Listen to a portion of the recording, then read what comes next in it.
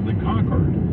But by 2003, that era had ended. However, supersonic air travel is once again making headlines, and KCBS's Kim Wonderly has the details in this week's Road Report. The company is Denver-based Boom Supersonic. The aircraft is named the Overture, and it's reportedly able to achieve speeds of Mach 1.7. That's about 1,300 miles per hour. That's twice as swift as the fastest commercial jet right now. So how does San Francisco to Tokyo in less than 6 hours sound? Or New York to London in a bit over 3 hours? A West Coast flight from LA to Honolulu also estimated at 3 hours. And you'll be flying with considerably fewer fellow travelers. The Overture will carry between 65 and 88 passengers. Another plus is that the Overture emits net zero carbon with 100% sustainable aviation fuel. But like the Concorde before it, Boom Overture will come at a price up to $5,000 for a one-way ticket. Though Boom CEO Blake Stoll said that the goal was to make high-speed travel accessible to the masses. So, who signed on?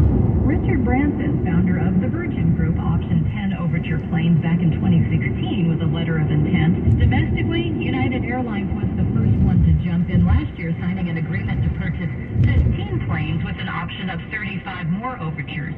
But not to be outdone, this month, American Airlines committed to purchase up to 20 of the supersonic planes with an option for 40 more, which would make American Airlines the world's largest operator of Overture. But don't pack your bags just yet. FAA approval is still down the line. Planes will then go into production mode with the first flights expected in 2029.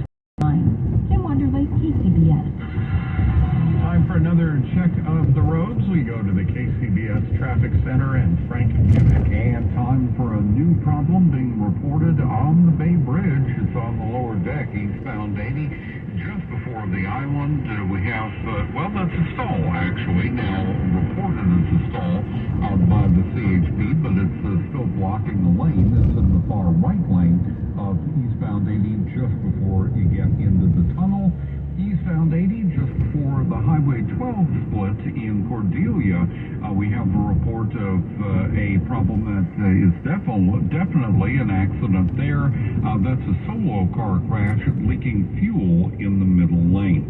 Your next update at 12:38 on the traffic leader KCBS.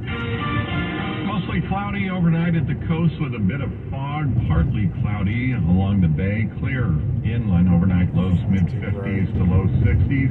It's going to stay somewhat cloudy at the coast for your Sunday with highs there in the mid-60s, becoming sunny along the bay, 70s to low 80s, sunny and not as hot inland, highs mid-80s to low 60s, low 90s rather.